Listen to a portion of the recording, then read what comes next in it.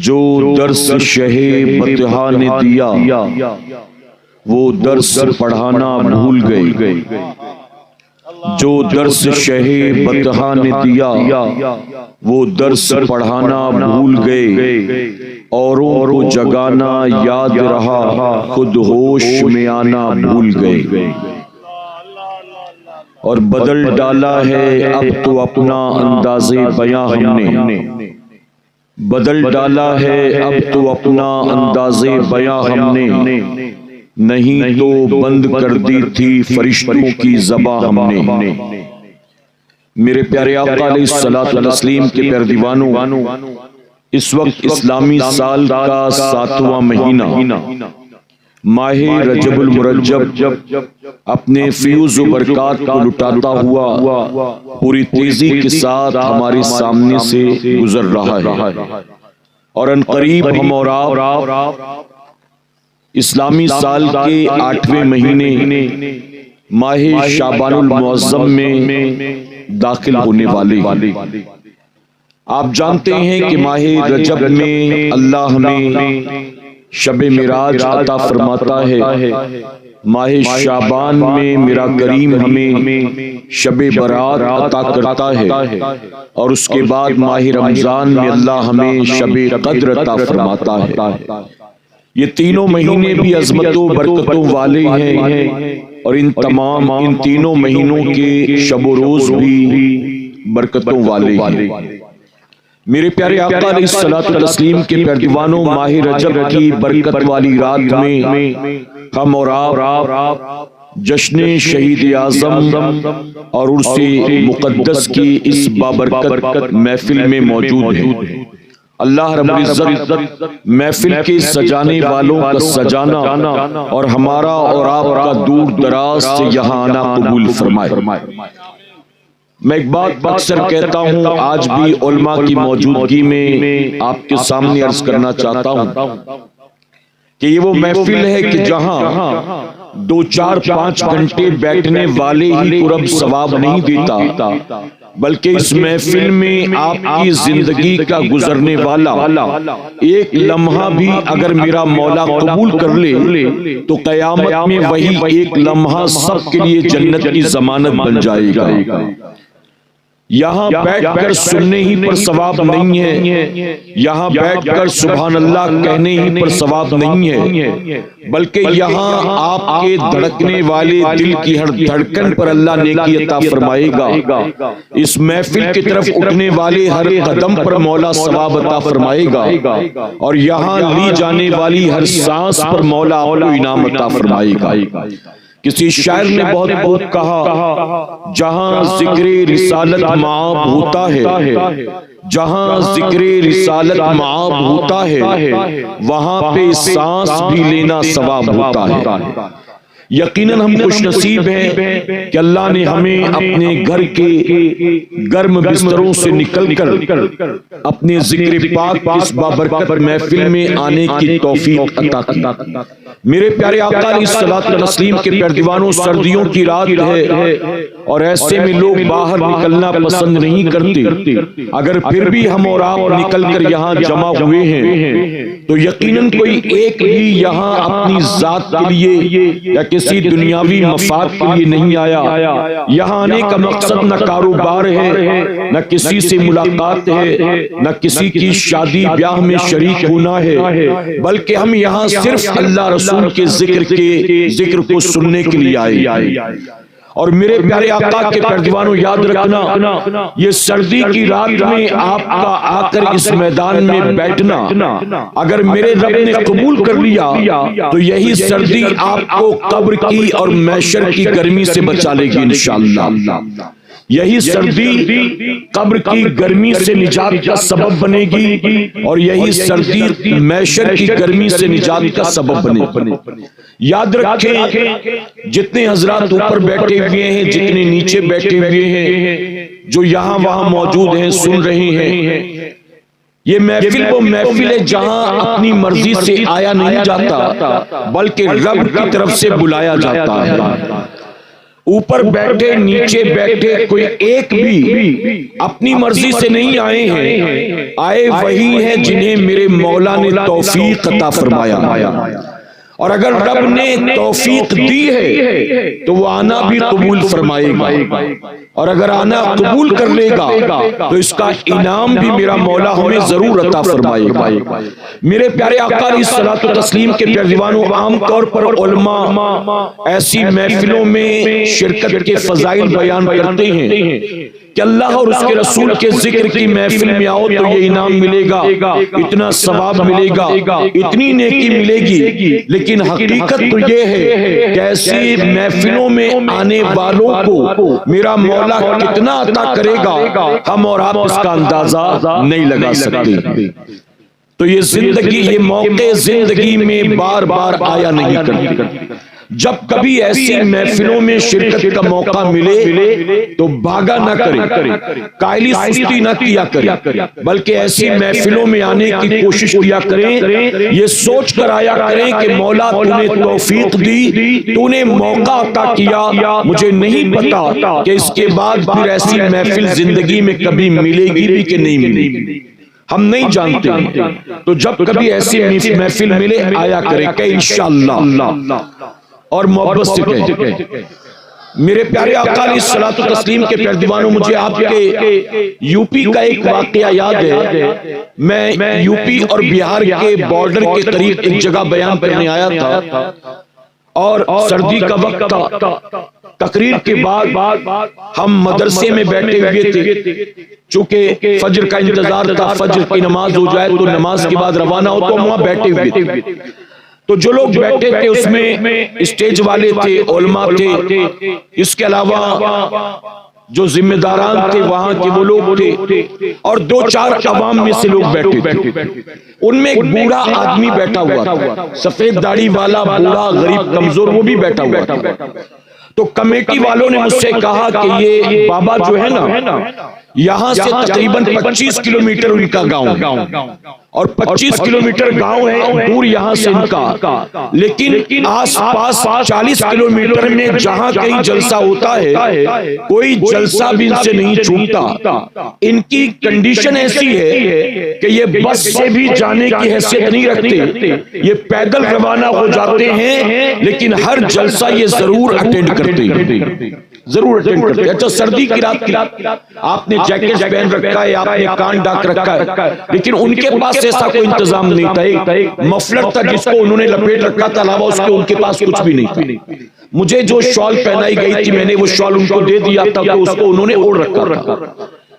جب میں نے دیکھا کہ ایک بندہ یہاں پر سنیت سے محبت کرنے والا، رب رسول سے محبت کرنے والا غریب موجود ہے، تو میں نے تھوڑا سا ان سے گفتگو کی، قریب کرنے کی کوشش کی، اور اگر کسی ایسے کو قریب کرو تو انہیں بہت اچھا لگتا ہے۔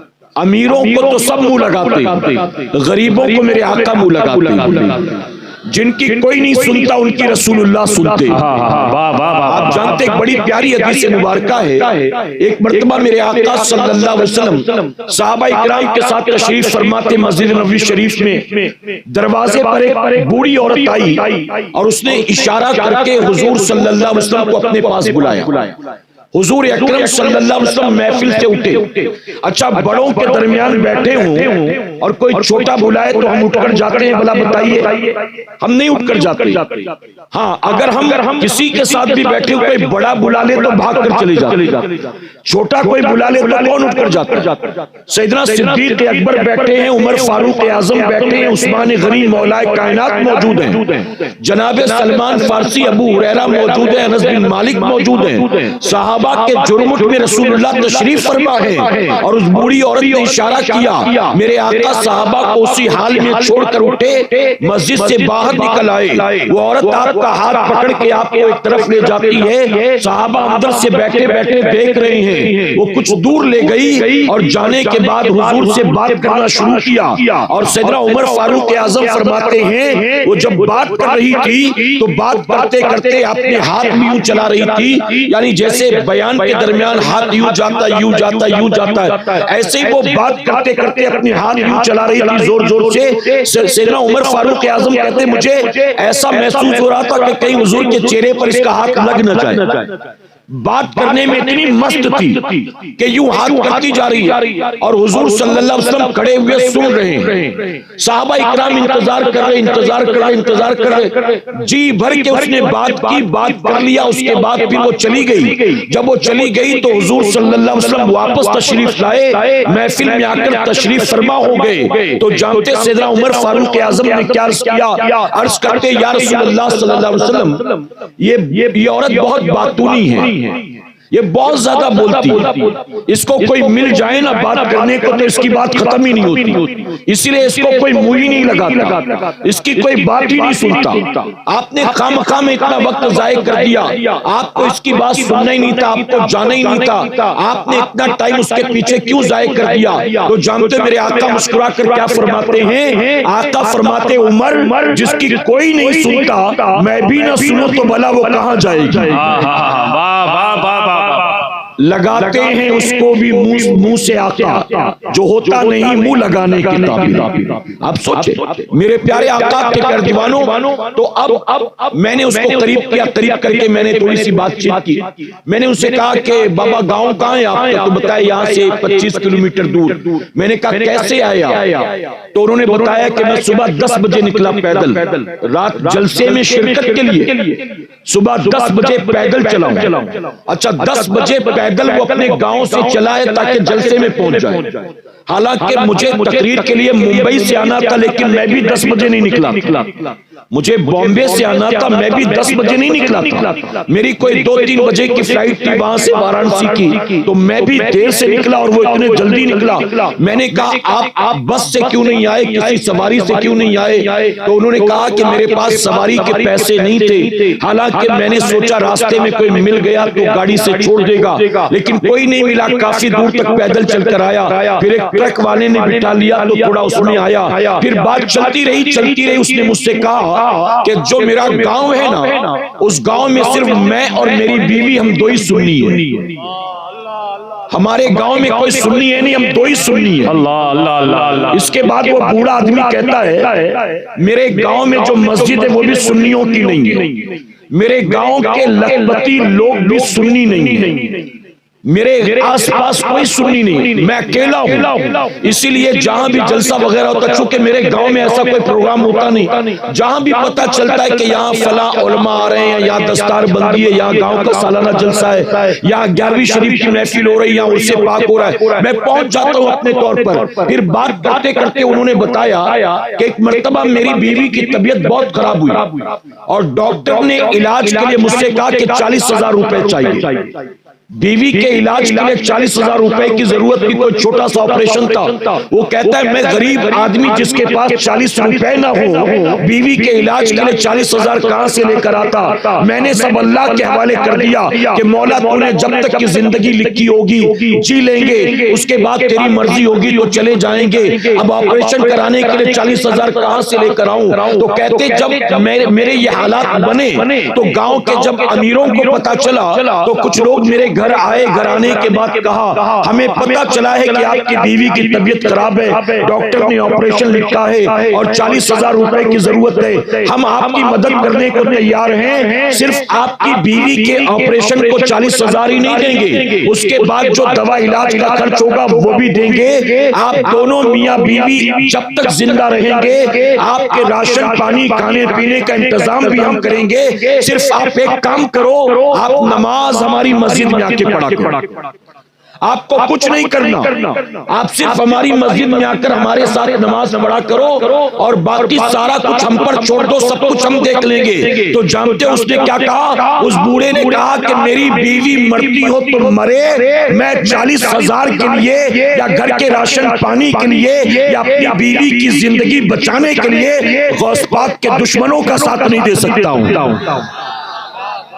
میری بیوی جیے چاہے مرے، میں امام حسین کا دامن نہیں چھوڑ سکتا ہوں.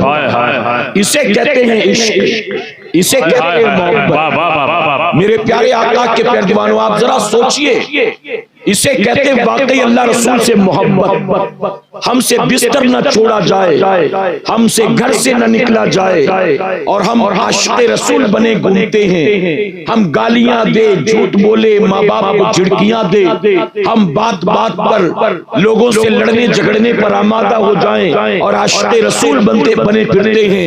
میرے پیارے آقا علیہ الصلوۃ والتسلیم کے پیارے دیوانوں، میں نے جو آیت کریمہ تلاوت کی ہے، آئیے اس کے تعلق سے کچھ باتیں عرض کرتا ہوں۔ آپ جانتے ہیں کہ آج کی ہماری اس محفل کے مرکزی خطیب جو ہیں، خصوصی خطیب جو ہیں، وہ سید امین القادری صاحب قبلہ ہیں۔ تو سید صاحب آئیں، اس سے پہلے میں اپنی گفتگو مکمل کرتا ہوں، اس لیے زیادہ تمہید میں نہ جاتے ہوئے کچھ باتیں تھی جو میں نے آپ کے سامنے عرض کر دی۔ اب اپنے عنوان پر میں چلتا ہوں اور میں گزارش کرتا ہوں کہ جسم کے ساتھ ذہن کو حاضر رکھ کر میری باتیں سنیں اور اس نیت کے ساتھ سنیں، آج اس جشن شہید اعظم کی محفل پاک میں جو کچھ سنیں گے، جو کچھ سیکھیں گے، شہدائے کربلا کے صدقے پوری زندگی اس پر عمل کی کوشش کریں گے انشاءاللہ۔ انشاءاللہ ایک ولی کے عرس میں ہم موجود ہیں، ولی کے قدموں میں موجود ہیں، ولی کے عرس میں شریک۔ میرے پیارے آقا کے پیارے دیوانوں، میری بات توجہ کے ساتھ سنیں اور میری ساری باتیں سٹارٹ سے اینڈ تک جتنا مردوں کے لیے ہے اتنا ہی خواتین کے لیے، تو ہماری مائیں بہنیں بچیاں بھی بغور سنیں۔ ایک رپورٹ کے مطابق، توجہ ہے نا آپ کی، ایک رپورٹ کے مطابق پوری دنیا میں ہر 24 گھنٹے میں 1,70,000 لوگ مرتے ہیں۔ کتنے مرتے ہیں؟ 1,70,000 لوگ ہر 24 گھنٹے میں ورلڈ وائڈ مرتے ہیں پوری دنیا میں۔ اگر 1,70,000 کو پر آور کے اعتبار سے ڈیوائیڈ کیا جائے، ہر گھنٹے کے اعتبار سے بانٹا جائے، تو پر آور تقریباً 7,600 لوگ مرتے ہیں پوری دنیا میں۔ 7,600 لوگ۔ ایسے میں اگر ہم ابھی بھی زندہ ہیں، سانسیں چل رہی ہیں، دل دھڑک رہا ہے، رگوں میں خون دوڑ رہا ہے، رات سونے کے بعد صبح اٹھنے کی مہلت مل رہی ہے، تو یقین جانے اس میں اپنا کوئی کمال نہیں ہے، بلکہ سب میرے مولا کا کرم ہے۔ کورونا کے بعد ہمارے ملک میں ہر 1 گھنٹے میں 40 سال سے کم عمر کے 4 لوگوں کو ہارٹ اٹیک آ رہا ہے۔ 40 سال سے کم عمر کے 4 لوگ ہر 1 گھنٹے میں ہارٹ اٹیک سے مر رہے ہیں ہندوستان میں۔ ایسے میں ہم کل بھی زندہ تھے، آج بھی زندہ ہیں، تو کیا بتائیے اس پر اپنے رب کا شکر ادا نہیں کرنا چاہیے؟ بتائیے میرے پیارے آقا کے پیارے دیوانوں، اب میں آپ سے کچھ سوال پوچھتا ہوں، آپ میرے سوال کا جواب دیں۔ جنہیں پتا ہوگا وہ جواب دیں گے، جنہیں نہیں پتا ہے وہ لوگوں سے سنیں اور سیکھنے کی کوشش کریں۔ آپ بتائیں کہ ساری کائنات کا خالق کون ہے؟ جی چلیے، جنہیں نہیں پتا میں بتا دوں، علماء کہہ رہے ہیں، باقی 17-18 آدمی بول رہے ہیں، باقی سب خاموش۔ ساری کائنات کا خالق اللہ ہے، ساری کائنات کا مالک اللہ ہے، ساری کائنات کا رازق رزاق اللہ ہے، زندگی اور موت پر قدرت رکھنے والا اللہ، عزت و ذلت دینے والا اللہ، بیماری اور بیماری سے شفا دینے والا اللہ، آسمان کا شامیانہ بچھانے والا اللہ، زمین کا بچھونا بچھانے والا اللہ، ہمارے اور آپ کے لیے ہوا چلانے والا اللہ، آسمان سے پانی برسانے والا اللہ، زمین سے سبزہ اگانے والا اللہ، رات سونے کے بعد صبح اٹھنے کی مہلت دینے والا اللہ، ہمارے سینے میں موجود بنا کسی مشین و انجن کے ہمارے دل کو دھڑکانے والا اللہ، ہم سو رہے ہوں سوتی حالت میں بھی ہماری سانسوں کو چلانے والا اللہ، ہمارے جسم کے اندر رگوں کا جال بچھانے والا اللہ، ہمارے جسم کے اندر خون کو پیدا کرنے والا اللہ، white blood cells, red blood cells پیدا کرنے والا اللہ۔ میرے پیارے آقا کے پیارے دیوانوں، جب ہم اس بات کی بحثیت مسلمان گواہی دیتے ہیں، خالق بھی اللہ ہے، مالک بھی اللہ ہے، رازق بھی اللہ ہے، زندگی اور موت پر قدرت رکھنے والا بھی اللہ ہے، جب تک رب کی مرضی ہے تب تک میں زندہ ہوں، وہ چاہے گا تو میں مر جاؤں گا۔ اے سرکار مدینہ کے پیروانوں، جب بحیثیت مسلمان ہم سب کا یہ ماننا ہے، ہمارا یہ ایمان و عقیدہ ہے کہ سب کچھ اللہ نے دیا ہے، جو آج ہے وہ بھی اللہ کا دیا ہے، تو کل ملے گا وہ بھی اللہ ہی دینے والا ہے۔ تو جب ہم یہ سب مانتے ہیں کہ خالق بھی وہی ہے، مالک بھی وہی ہے، تو پھر یہ سب ماننے کے بعد بھی ہم اس کی نافرمانی کیوں کرتے ہیں؟ ہم اس سے بغاوت کیوں کرتے ہیں؟ آج مسلمانوں کی پوزیشن یہ ہے، اللہ نے جن کاموں کا حکم دیا وہ کرنے کو تیار نہیں، اور جن کاموں سے بچنے کو کہا اس سے بچنے کو تیار نہیں۔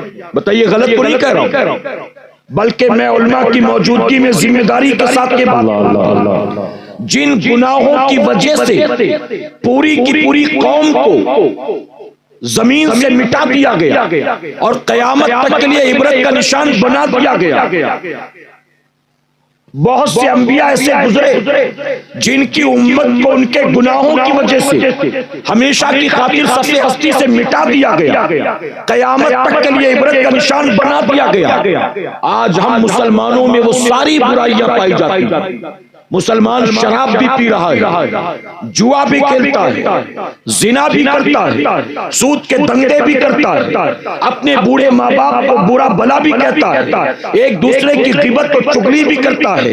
بلکہ آج مسلمانوں کی پوزیشن یہ ہے، دو برائیاں قوم مسلم میں بہت تیزی کے ساتھ پھیل رہی ہیں، ایک برائی مردوں میں ہے، ایک برائی عورتوں میں ہے۔ آج قوم مسلم کا جوان نشے کی طرف جا رہا ہے، شراب پیتا ہے، ایم ڈی لیتا ہے، چرس چلم گانجے پیتا ہے، براؤن شوگر ہیروئن ڈرگز کا استعمال کرتا ہے۔ آج مسلمان نوجوان نشاور چیزوں کا عادی بن رہا ہے، اور مسلمانوں کی بیٹیاں بے حیا ہو گئی ہیں، بے غیرت ہو گئی ہیں، بے پردہ ہو گئی ہیں۔ آج وہ غیروں کے ساتھ بھاگ رہی ہیں، پیار محبت کے پیچ لڑاتی ہیں، سوشل میڈیا کے ذریعے بے حیائی بے غیرتی کے کام کیا کرتی ہیں۔ میرے پیارے آقا علیہ الصلوۃ والتسلیم کے پیروانوں، مسلمانوں میں یہ دو برائیاں بہت تیزی کے ساتھ پھیل رہی ہیں، اور آپ جانتے ہیں میں نے جس آیت کریمہ کی تلاوت کا شرف حاصل کیا، اللہ نے اس آیت کریمہ کے ذریعے نماز کی دو برکتوں کا ذکر فرمایا ہے۔ اللہ فرماتا ہے بے شک نماز روکتی ہے بے حیائی اور بری بات سے، بے شک نماز روکتی ہے بے حیائی اور بری بات سے۔ اس آیت کریمہ کا مفہوم یہی۔ اب آپ مجھے دل پر ہاتھ رکھ کر بتائیں، نماز بے حیائی اور برائی سے کسے روکتی؟ دنیا کے تمام انسانوں کو، یہودیوں کو، عیسائیوں کو، مشرکین کو؟ آپ کہیں گے نہیں، نماز بے حیائی اور برائی سے مسلمانوں کو روکتی ہے۔ میں کہتا ہوں بے شک نماز بے حیائی اور برائی سے روکتی ہے، لیکن نہ ہر انسان کو روکتی ہے، نہ ہر مسلمان کو روکتی ہے، بلکہ نماز بے حیائی اور برائی سے روکتی اسے ہے جو نماز کے قریب آتا ہے، جو سرے سے نماز پڑھے ہی نہیں۔ کیا بتائیے نماز اس کو بے حیائی سے روکے گی؟ آپ کے سر میں درد ہو رہا، آپ نے پیراسیٹامول لے لیا اور اس کو لے کر آپ نے رکھ دیا، دیکھ رہے ہیں اس کو بیٹھے بیٹھے سر درد میں آرام ہوگا؟ آپ کو پیاس کی شدت ہے، آپ کنویں کے پاس سمندر کے کنارے بیٹھے ہیں، پانی کو دیکھتے جا رہے ہیں، آپ کی پیاس بجھے گی؟ اگر مان لیجئے اللہ نہ کرے 100,000 بار نہ کرے کسی کو کوئی ایسی بیماری ہو گئی جس بیماری کا علاج کرنے والا ڈاکٹر ہنڈور میں نہیں ہے، سگرا میں بھی نہیں ہے، لال گنج میں بھی نہیں ہے، آپ کو کہا گیا کہ رائے بریلی جانا پڑے گا، لکھنؤ جانا پڑے گا، الہ آباد جانا پڑے گا، آپ کی جو بیماری ہے اس کا اسپیشلسٹ ڈاکٹر لکھنؤ میں ہے، آپ اس کے پاس جائیے۔ اب آپ کی اس بیماری کا ڈاکٹر بھی موجود ہے، آپ مریض گاؤں میں بیمار پڑے ہیں اور اس مرض کا علاج کرنے والا ڈاکٹر لکھنؤ میں ہے۔ اب اگر آپ کو علاج کرانا ہے تو ڈاکٹر کے پاس جانا ہوگا کہ نہیں جانا ہوگا؟ ڈاکٹر ہے، اس کے پاس اس بیماری کا علاج موجود ہے، لیکن آرام اسی وقت ہوگا جب آپ اس کے پاس جائیں گے، علاج کریں گے۔ صرف ڈاکٹر کا ہونا آپ کو کوئی فائدہ نہیں پہنچائے گا، تو نماز بے شک اللہ کا وعدہ حق ہے، روکتی ہے بے حیائی اور برائی سے، لیکن روکتی اسی کو ہے جو نماز کے قریب آتا ہے۔ آج ہمارے معاشرے میں بے حیائی اور برائی کیوں پائی جاتی ہے؟ آج مسلم سوسائٹی میں بے حیائی اور برائی کی سب سے اصل جڑ یہی ہے کہ 90% یا کہوں تو غلط نہیں ہوگا، مور دین 90% مسلمان ایسے ہیں جو نماز سرے سے پڑھتے ہی نہیں۔ ہم اوکیشنل مسلمان، اوکیشنل، شب معراج آ جائے تو مسلمان، شب برات آ جائے تو مسلمان، شب قدر آ جائے تو مسلمان، رمضان شریف آ جائے تو مسلمان، 11ویں 12ویں آ جائے تو مسلمان، محرم کا مہینہ آ جائے تو کربلا والوں کے نام پر مسلمان، جمعہ کا دن آ جائے تو جمعہ کی 2 رکعت پڑھنے کے لیے مسلمان، عید بقرہ عید کی 2 رکعت پڑھنے کے لیے مسلمان۔ ہم اوکیشنل مسلمان ہیں۔ اے سرکار مدینہ کے پیروانوں، اللہ نے ہمیں اوکیشنل مسلم بنا کر پیدا نہیں کیا، اللہ نے ہمیں پرماننٹ مسلم بنا کر پیدا فرمایا۔ مسلمان ماں کی کوکھ سے پیدا ہوئے، مسلمان پیدا ہوئے۔ جمعہ کے مسلمان نہیں ہیں، عید بقرہ عید والے مسلمان نہیں ہیں، مسلمان ماں کی کوکھ سے پیدائشی مسلمان، اور قبر میں بھی مسلمان ہی جائیں گے انشاءاللہ، قبر میں بھی مسلمان ہی جائیں گے انشاءاللہ۔ لیکن آپ جانتے ہیں مسلمان ہو کر بھی اللہ کا فرمان ماننے کو تیار نہیں۔ آپ جانتے ہیں ایک نوجوان ایک مرتبہ ایک سوال کا جواب لینے کے لیے یہاں وہاں بھٹکتا رہا، علماء کے پاس بھی گیا، پیروں کے پاس بھی گیا، انٹلیکچوئلز کے پاس بھی گیا، کاروباری لوگوں کے پاس بھی گیا، تلاش کرتا رہا، ایک سوال کا جواب کوئی بھی اطمینان بخش جواب نہ دے سکا۔ اسے گاؤں میں ایک دیہاتی بوڑھا کام کرتا نظر آیا، اس نے سوچا چلے اس سے بھی پوچھے اس سوال کا جواب یہ کیا کہتا ہے، دیکھے تو صحیح۔ جا کر سلام کیا، بوڑھے نے سلام کا جواب دیا۔ اس کے بعد نوجوان کہتا ہے بابا میرا ایک سوال ہے، کئی لوگوں سے یہ سوال کر چکا، اطمینان بخش جواب کسی نے نہ دیا، کیا آپ میرا یہ مسئلہ حل کریں گے؟ بوڑھا کہتا ہے بیٹا میں گاؤں کا دیہاتی بے پڑھا لکھا، میرے پاس تیرے سوال کا جواب ہے کہ نہیں میں نہیں جانتا، میں نے کوئی دنیا کی کتابیں تو نہیں پڑھی، ہاں لیکن بزرگوں کی صحبت میں میں نے وقت گزارا، علماء کے قدموں میں، صوفیاء کے قدموں میں زندگی میں نے گزاری، پوچھ کیا پوچھنا چاہتا ہے، ہو سکتا ہے کہ میں تیرے سوال کا جواب دے سکوں۔ اس نے کہا بابا آپ مجھے بتائیں مسلمان میں اور مومن میں کیا فرق ہے؟ یہ دونوں ایک چیز ہے کہ دو الگ الگ چیزیں ہیں؟ مسلمان کسے کہتے ہیں اور مومن کسے کہتے ہیں؟ تو بوڑھے نے مسکرا کر کہا بیٹا اس سوال کا جواب تو بڑا آسان ہے۔ کہا بابا جس کا جواب کوئی نہ دے سکا آپ کہتے ہیں اتنا آسان، آپ بتائیں اس کا کیا جواب ہے؟ تو جانتے بوڑھے نے کیا کہا؟ بوڑھے نے کہا بیٹا جو اللہ کو صرف جانتا ہے اس کو مسلمان کہتے ہیں، اور جو اللہ کو جانتا بھی ہے اللہ کی مانتا بھی ہے اس کو مومن کہتے ہیں۔ بابا نعرے تکبیر، نعرے رسالت، شہید اعظم کانفرنس، مسلک اعلیٰ حضرت، عرس مقدس۔ ہم کون سی کیٹیگری میں آتے ہیں؟ مسلمان والی کیٹیگری میں کہ مومن والی کیٹیگری میں؟ میں نے کل رات یہ بات کہی تھی، یہاں بھی دورہ خواجہ بایزید بستامی کا دور ہے، یہ غوث پاک کے پہلے کے بزرگ، بلکہ یہاں تک فرمایا گیا کہ غوث اعظم بغداد شریف تشریف لائے تو بغداد شریف میں جس مدرسے میں آپ نے داخلہ لیا اس مدرسے کے پہلے پرنسپل کا نام بایزید بستامی ہے۔ آپ سوچیں اس دور کے بزرگ، خواجہ بایزید بستامی کا دور، ایک مسلمان نوجوان اپنے یہودی دوست سے کہتا ہے تو ہمیشہ میرے سامنے اسلام کی بات کرتا ہے، مسلمان کی بات کرتا ہے، اگر تجھے اسلام اتنا ہی اچھا لگتا ہے تو اسلام اپنا کیوں نہیں لیتا؟ تو مسلمان بن کیوں نہیں جاتا؟ جب مسلمان نوجوان نے ایک یہودی دوست کو کہا کہ بہتر ہے کہ تو اسلام کو اپنا لے، مسلمان بن جا، تو جانتے ہو یہودی نے کیا کہا؟ یہودی نے کہا تو مجھے کس اسلام کی دعوت دیتا ہے؟ تم مجھے کس اسلام کی دعوت دیتے ہو؟ مسلمان نوجوان نے حیرت سے کہا کون سے اسلام؟ اسلام تو ایک ہی ہے نا، میں تمہیں اسلام کی دعوت دیتا ہوں، تم مجھ سے پوچھتے کون سا اسلام؟ اسلام تو ایک ہی ہے۔ یہودی کہتا نہیں، میں نے تو دو اسلام دیکھے، میں نے دو اسلام دیکھے۔ مسلمان نے حیرت سے کہا دو اسلام کون سے؟ تو یہودی کہتا ہے ایک تیرا والا اسلام، ایک بایزید بسطامی والا اسلام۔ تو مجھے کون سے اسلام کی دعوت دیتا ہے؟ مسلمان سمجھ گیا کہ یہ کیا کہنا چاہتا ہے۔ مسلمان کہتا ہے میں تمہیں بایزید بسطامی کے اسلام کی دعوت دیتا ہوں۔ آپ دیکھیں دنیا میں، آپ کو سن کر تعجب ہوگا، مسلمانوں کے خلاف دنیا متحد ہو کر طرح طرح کے منصوبے بنا رہی۔ مسلمان کچھ کرے نہ کرے، پھر بھی اس کو دہشت گرد، آتنکوادی، ٹیررسٹ اور برا آدمی ثابت کرنے کے لیے پوری طاقت لگائی جا رہی۔ بڑی بڑی حکومتیں کام کر رہی ہیں، بڑے بڑے آرگنائزیشنز لگے ہوئے ہیں، electronic media, print media, social media لگا ہوا ہے، چوطرفہ اسلام اور اسلام کے ماننے والوں پر حملہ ہو رہا ہے۔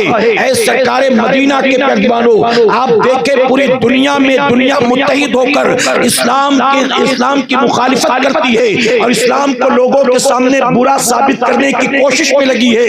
لیکن آپ کو سن کر حیرت ہوگی، ایسے میں بھی جب ہمارے اور آپ کے جیسے مسلمان کو لوگ دیکھنا بھی گوارا نہیں کرتے، لوگ برداشت نہیں کر سکتے، ٹوپی کو دیکھ کر چڑ ہوتی ہے، داڑھی کو دیکھ کر نفرت ہوتی ہے، وہ موب لنچنگ کا پلان بناتے ہیں۔ آپ سوچیں کہ ہم جیسے مسلمان کو دیکھ کر جو برداشت نہیں کرتے، وہی اجمیر شریف میں غریب نواز کی بارگاہ میں حاضری دیتے نظر آتے ہیں۔ آپ کو سن کر تعجب ہوگا، ایک رپورٹ کے مطابق غریب نواز کی بارگاہ میں حاضری دینے والے 60% لوگ غیر مسلم۔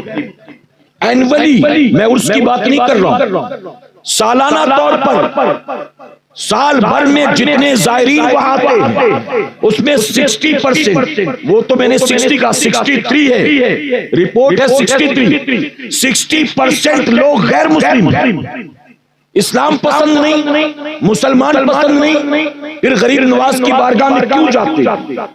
غازی میاں کی بارگاہ میں کیوں جاتے؟ وارث پاک کی بارگاہ میں کیوں جاتے؟ آخر کیوں جاتے ہیں وہاں؟ مخدوم کی چوچا کی بارگاہ میں کیوں جاتے ہیں؟ اے سرکار مدینہ کے پیغمبروں، پتہ چلا کہ ان کو نفرت ہم سے اور آپ سے ہے، صحیح معنوں میں اسلام سے نفرت نہیں ہے۔ اسلام سے نفرت ہوتی تو اسلام کے تمام ماننے والوں سے نفرت کرتے، ہم سے نفرت کرتے ہیں، اور ہم سے نفرت کرنے کی وجہ یہ ہے ہم پیدائشی مسلمان ہیں تو صحیح، لیکن ماں کی کوکھ سے مسلمان پیدا ہونے کے بعد ہم نے خود اپنے دین کو سیکھنے کی کبھی کوشش نہیں کی۔ اللہ اللہ اللہ اللہ اللہ اللہ اللہ۔ آپ کے اسی ہنڈور میں جب میں کئی سالوں پہلے آیا تھا اور میرا پہلا پروگرام تھا کہیں کسی جگہ، پہلا پروگرام، تو مجھ سے گاؤں والوں نے کہا، صرف سمجھانے کے لیے آپ سے کہتا ہوں کہ گاؤں والوں نے کہا کہ یہاں پر ایک شخص کا کچھ ایسا معاملہ ہو گیا ہے جس کی وجہ سے اس کا سوشل بائیکاٹ کر دیا گیا، حقہ پانی بند کر دیا گیا۔ آج بڑی محفل میں وہ توبہ کرنا چاہتا ہے لوگوں کے سامنے، تو آپ آئے ہیں تو گاؤں والوں کے سامنے توبہ کرا کر اپنے اس غلطی سے توبہ کرنا چاہتا ہے، توبہ کرا دیں تو بات ختم ہو جائے، وہ جو حقہ پانی بند ہے معاملہ ختم ہو۔ میں نے کہا ٹھیک ہے، بلاؤ اس کو لایا گیا، اسی گاؤں کا رہنے والا، اور بامبے میں شاید 12-15 سال سے وہ رہ رہا۔ میں نے اس کو گاؤں والوں کے سامنے توبہ کرایا، توبہ کرانے کے بعد میں نے اس کو کلمہ پڑھایا، تو پوزیشن یہ تھی کہ بندے کو پہلا کلمہ بھی نہیں آ رہا۔ آپ سوچئے، میں نے جو پڑھایا پڑھ لیا، استغفر اللہ ربی من کلی، پھر میں نے کہا پہلا کلمہ پڑھ، تو پہلا کلمہ نہیں آ رہا۔ اب سوچئے، اور آپ کو سن کر غیرت آئے گی، چونکہ علماء موجود ہیں تو علماء کی موجودگی میں یہ بات عرض کر دوں اس وقت ہندوستان میں اگر پوچھا جائے کہ مسلمانوں کی ٹوٹل آبادی کتنی، مسلمانوں کی پاپولیشن کتنی، تو ایگزیکٹ نمبر کوئی نہیں بتا سکتا، کیونکہ جن گڑنا ہو کر کافی سال ہو چکے، سینسیکس ہو کر کافی سال ہو چکے۔ ہندوستان کی ٹوٹل آبادی ہے 140 کروڑ، اس میں لوگ کہتے ہیں کہ 30 کروڑ مسلمان ہیں، بعض لوگ کہتے ہیں 28 کروڑ، بعض لوگ کہتے ہیں 25 کروڑ، چلیے 25 کروڑ مان لیجیے، 25 کروڑ یہ کوئی چھوٹا نمبر ہے؟ چھوٹا نمبر ہے 25 کروڑ؟ ہندوستان میں رہنے والے 25 کروڑ مسلمانوں پر ایک مسلم آرگنائزیشن کے ذریعے سروے کیا گیا، ایک مسلم آرگنائزیشن کے ذریعے سروے کیا گیا، تو جانتے ہیں سروے کی رپورٹ کیا آئی؟ مسلمانوں پر، ہندوستانی مسلمانوں پر اسلامک آرگنائزیشن کے ذریعے سروے اسلام کے تعلق سے کیا گیا، اور سروے کرنے کے بعد جو رزلٹ آیا ہم سب کے لیے ڈوب مرنے والا ہے۔ رزلٹ یہ آیا کہ ہندوستان میں رہنے والے مور دین 60% لوگوں کو، یعنی 60% سے زیادہ لوگوں کو پہلا کلمہ نہیں آتا۔ آج آپ دیکھتے ہیں بہت سارے یوٹیوبر، آپ نے دیکھا ہوگا سوشل میڈیا پر ویڈیو، بہت سارے یوٹیوبر کسی درگاہ پر جاتے ہیں اور کسی گدی نشین سے، سجادہ نشین سے، وہاں بیٹھے کسی فقیر سے، کسی پیر سے، کسی دعا تعویذ جھاڑ پھونک کرنے والے سے 2-4 باتیں کرتے ہیں، اور پھر پردہ فاش ہو جاتا ہے کہ جو وہاں بیٹھا نہ جانے کتنے سالوں سے بابا بیٹھا، بابا بنا بیٹھا، دعا تعویذ جھاڑ پھونک کر کے اپنا پیٹ پال رہا ہے، اس کو صحیح سے قرآن بھی پڑھنا نہیں آتا، اس کو صحیح سے کلمہ پڑھنا نہیں آتا۔ آپ بتائیے، ایک تلخ بات عرض کرتا ہوں، یو پی میں، بہار میں، جھارکھنڈ میں، اڑیسہ میں، ویسٹ بنگال میں جلسوں کی کوئی کمی نہیں، ہر گاؤں کا اپنا ایک سالانہ جلسہ ہوتا ہے، جہاں مدرسے ہیں گاؤں میں دستار بندی کے جلسے ہوتے ہیں، علاوہ اس کے یوں بھی جلسے ہوتے رہتے ہیں۔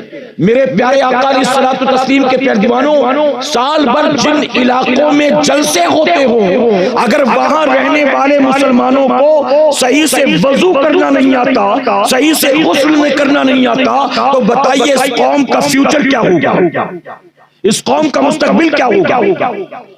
ہم اپنے بچوں کی شادی میں کتنا مال خرچ کرتے ہیں، اوقات سے زیادہ، حیثیت سے زیادہ، گروی رکھ دیا سونا، گھر کے ڈاکومنٹس رکھ دیے، رشتہ داروں سے قرض لیا۔ آپ جانتے ہیں ایک باپ نے 2 بیٹیوں کی شادی کی، یہ ریئل انسیڈنٹ ہے، ایک باپ نے اپنی 2 بیٹیوں کی شادی کی، ایک ساتھ دونوں کی شادی کی، اور شادی ہونے کے بعد بیٹیاں رخصت ہوئی، بیٹیوں کی رخصتی کے 3 مہینے کے بعد باپ نے کنویں میں کود کر خودکشی کر لی۔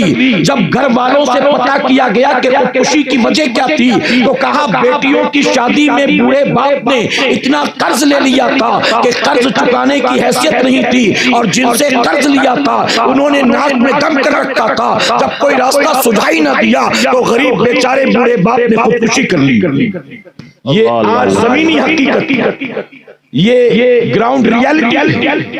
میرے پیارے آقا کے پیروانوں، لوگ شادیوں میں کتنا خرچ کرتے ہیں، آپ سوچئے۔ جب بات مہر کی آتی ہے تو اسلام یاد آتا ہے، کب کہتے 786 مہر رکھیں گے، مہر کی بات آتی تو 1100 رکھیں گے، کھانے کے بارے میں نہیں سوچتے کہ 1100 کا کھانا ہوگا، ویڈیو شوٹنگ والے کو کتنا دے رہے ہیں، ڈیکوریشن میں کتنا خرچ کر رہے ہیں، کھانے پینے میں کتنا خرچ کر رہے ہیں۔ اب تو شادیاں یہ اسٹیٹس سمبل بن چکی ہیں، ریاکاری اور دکھاوے کا بہترین موقع ہوتا ہے گھر والوں کے پاس، دکھاؤ کتنا دکھا سکتے ہو کہ کتنے مالدار ہو۔ اب تو شادی کے کارڈ بھی 200-500 روپے کے لوگ چھاپا کرتے ہیں، جس کارڈ کی شادی کے بعد کوئی ویلیو نہیں رہتی۔ آپ سوچیں دلہن کا جوڑا 40-50 ہزار کا ہوتا ہے، دلہن کا میک اپ، دلہن کے ہاتھ کی مہندی۔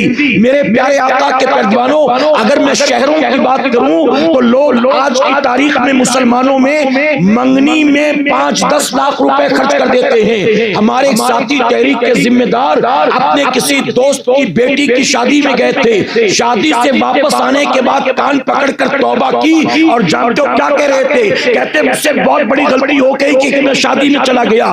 میں نے کہا کیا ہو گیا ایسا شادی میں؟ تو جانتے ہو کیا جواب دیتے ہیں؟ ہمارے ساتھی کہتے ہیں کہ شادی میں 60 لاکھ کا ڈیکوریشن کیا گیا.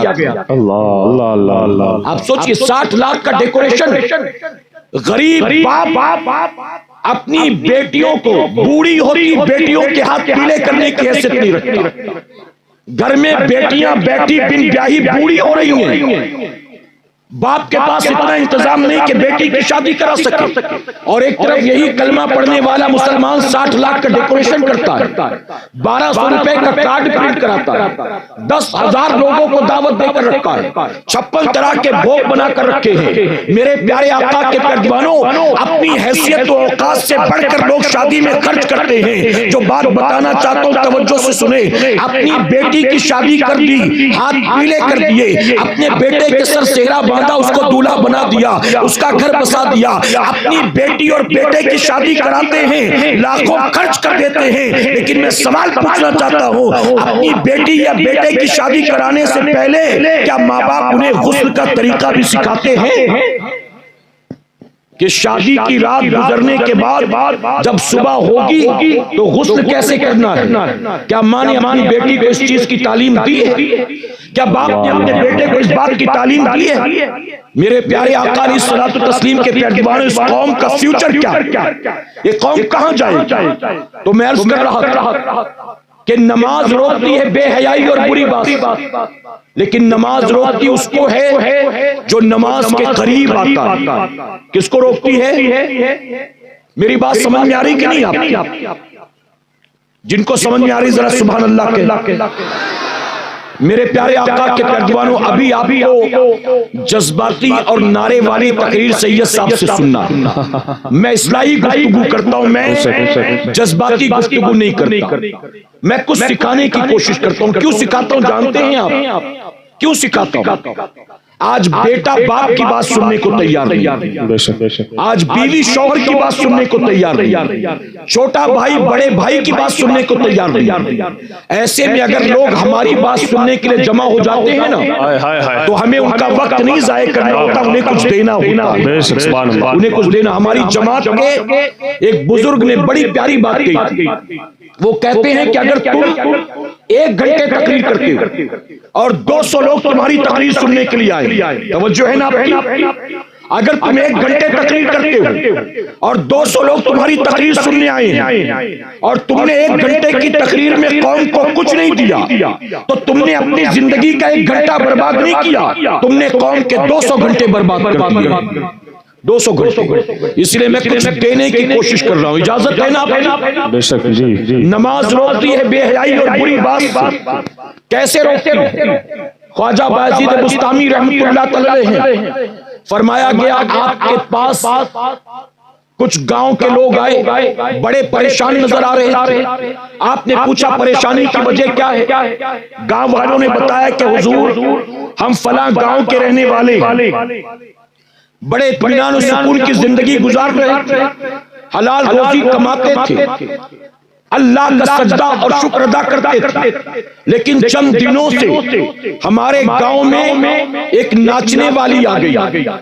اس نے ایک مکان کرائے پر لیا اور شام ہوتے ہی اس کے گھر سے ڈھول گھنگرو کی آواز آنی شروع ہو جاتی، ناچ گانے کی محفل سجنے لگتی. اور جب اس کے گھر سے ناچ گانے کی آواز آتی تو ہمارے گاؤں کے نوجوان کھچے کھچے اس کے کوٹے کی طرف چلے جاتے. ماں روکتی ہے تو بیٹا جھڑک دیتا ہے، باپ روکتا ہے تو بیٹا ڈانٹ دیتا ہے. جب تک وہ عورت نہیں تھی گاؤں کا ماحول بہت اچھا تھا، لیکن جب سے گاؤں میں ناچنے گانے والی آئی تب سے گاؤں کا ماحول خراب ہو رہا ہے. نوجوان ماں باپ کے باغی ہو رہے ہیں، معاشرہ تباہی کی طرف جا رہا ہے. ہم آپ کی خدمت میں آئے ہیں عرض کرنے کے لیے آپ کوئی ایسا انتظام کریں کہ وہ عورت ہمارے گاؤں سے چلی جائے. آئی بات سمجھ میں آپ کے؟ پتا چلا وہ کیسا دور تھا. گاؤں میں ایک ناچنے والی آتی تو پورا گاؤں پریشان ہو جایا کرتا کہ اس کو نکالو یہاں سے. اور جانتے ہو کیوں؟ میرے آقا صلی اللہ علیہ وسلم نے 1450 سال پہلے فرمایا ایک گھر جس سے ناچ گانے کی آواز آتی ہے اس کے آس پاس موجود 40 گھروں سے اللہ کی رحمت کو اٹھا لیا جاتا ہے. ایک گھر جس سے ناچ گانے کی آواز آئے. اب آپ کے گاؤں میں آپ بتائیں کون سا گھر جس کے یہاں شادی میں جگہ نہیں ہوتا ہے. گاؤں میں ایک ناچنے والی آ جائے تو گاؤں والے پریشان ہو جاتے تھے کہ اس کو نکالو. اور آج یہاں رت جگہ میں ناچنے کے لیے ہماری ماں گاؤں کے ہر گھر میں جاتی ہے, ہماری بیٹی ہر گھر میں جا رہی ہے. بلکہ میں نے کل کی رات شادی کا پروگرام تھا, وہاں یہ بات کہی تھی, اگر کوئی 20-22 سال کا نوجوان علماء کی صحبت میں رہنے کے بعد, سنی دعوت اسلامی کے ماحول سے وابستہ ہونے کے بعد اپنے گھر میں کہتا ہے میری شادی میں ڈول نہیں بجے گا, میری شادی میں پٹاخے نہیں پھوٹیں گے, میری بارات بینڈ باجے کے ساتھ نہیں جائے گی, میری شادی میں رت جگہ نہیں ہوگا, تو آپ جانتے ہیں جب ایسی بات وہ کرتا ہے تو اڑوسی پڑوسی بعد میں اس کے گھر والے پہلے اس کے دشمن بن جاتے ہیں. ماں کہتی ہے رت جگہ نہیں ہوگا تو کیسے چلے گا, باپ کہتا ہے شادی میری مرضی سے ہوگی تیری مرضی سے نہیں ہوگی, ہم جیسے چاہیں گے ویسے کریں گے. اب لڑکا بھی اڑ جاتا ہے کہ نہیں میں شادی میں رت جگہ ڈول گاجا باجا ناچ گانا نہیں کروں گا. تو جانتے ہو ممانی ناراض ہو جاتی ہے, خالہ ناراض ہو جاتی ہے, بھابھی ناراض ہو جاتی ہے. بھابھی کہتی میرے ارمان تھے میرے دیور کی شادی ہوگی تو میں رات بھر ناچوں گی, اور تو کہتا ہے کہ رت جگہ ہی نہیں ہوگا. خالہ کہتی ہے کہ پورے گاؤں کے رت جگہ میں جا کر ناچتی ہوں اور میرے بھانجے کی شادی میں رت جگہ ہی نہیں ہوگا, ایسے کیسے چلے گا. ماموں کہتا ہے اگر بینڈ باجا نہیں بجے گا, اگر ڈول نہیں بجے گا, اگر ناچ گانا نہیں ہوگا تو جا تو کر لے شادی, میں شادی میں آنے والا نہیں ہوں. خالہ کہتی میں نہیں آؤں گی تیری شادی میں, ممانی کہتی میں نہیں آؤں گی تیری شادی میں, بہن کہتی میں نہیں آؤں گی تیری شادی میں. میں کہتا ہوں نوجوان پیچھے نہ ہٹے, اگر اس نے طے کر لیا ہے میری شادی طبیعت کے مطابق نہیں ہوگی تو شریعت کے مطابق ہوگی, تو پھر پیچھے ہٹنے کی کوئی ضرورت نہیں ہے. اگر خالہ نہیں آتی نہ آئے, پھوپھا نہیں آتے نہ آئے, ممانی نہیں آتی نہ آئے, بہن نہیں آتی نہ آئے, بھابھی نہیں آتی نہ آئے, ارے سب کو ناراض کر کے اگر تو شریعت کے دائرے میں نکاح کرے گا, تیری شادی میں تیرے رشتہ دار آئے نہ آئے, اللہ تیری شادی میں آسمان کے رحمت سے رحمت کے فرشتے اتارے. نعرے تکبیر, نعرے رسالت, شہید اعظم کون کرے, مسلک اعلیٰ حضرت, عرس مقدر, نعرے تکبیر, نعرے رسالت.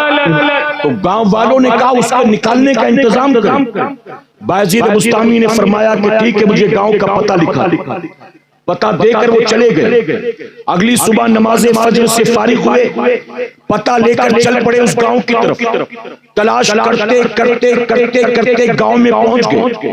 اب گاؤں میں پہنچے تو اس رقاصہ کے مکان کو ڈھونڈتے, وہ ناچنے والی کہاں رہتی ہے.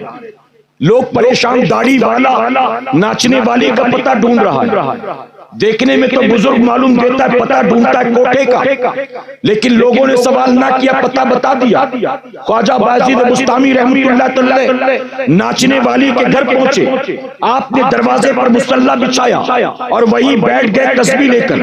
نماز کے وقت نماز پڑھ رہے ہیں, اللہ کا ذکر کر رہے ہیں. شام کا وقت ہو گیا, گھر سے ڈھول گھنگرو کی آواز آنے لگی, لیکن کوئی نوجوان نہیں آیا. اب جانتے ہو نوجوان آتے تو تھے لیکن بایزید بستامی کو دیکھتے سلام کر کے واپس چلے جاتے تھے, آتے دیکھتے سلام کر کے واپس چلے جاتے. اب وہ ناچنے والی پریشان کہ کوئی گراہک کیوں نہیں آتا, اتنی دیر ہو گئی, اتنی دیر میں تو محفل سج جاتی ہے, گھر بھر جاتا ہے, آج ایک بھی گراہک نہیں آیا, بات کیا ہے. خادمہ سے کہا جا کر دیکھ تو صحیح گاؤں والوں کو کیا ہو گیا. جب دروازہ کھولا تو دیکھا نورانی چہرے والے بزرگ دروازے پر موجود ہیں. پلٹ کر جاتی ہے, کہتی ہے دروازے پر کوئی فقیر بیٹھا ہوا ہے, کوئی بابا بیٹھا ہوا ہے. رقاصہ نے سنا تو غصہ آ گیا, دروازے پر آتی ہے, آ کر کہتی ہے بوڑھے پورے گاؤں میں تجھے کوئی اور جگہ نہیں ملی, اگر تجھے نماز ہی پڑھنا ہے, تسبیح ہی پڑھنا ہے تو کہیں اور چلا جا, یہاں آ کر کیوں بیٹھ گیا ہے, میرے دھندے کی کھوٹی ہوتی ہے. تو جانتے ہو بایزید بستامی نے کیا فرمایا, آپ نے فرمایا مجھے بتا تیری ایک رات کی قیمت کیا ہے, تو ایک رات کے کتنے پیسے لیتی ہے.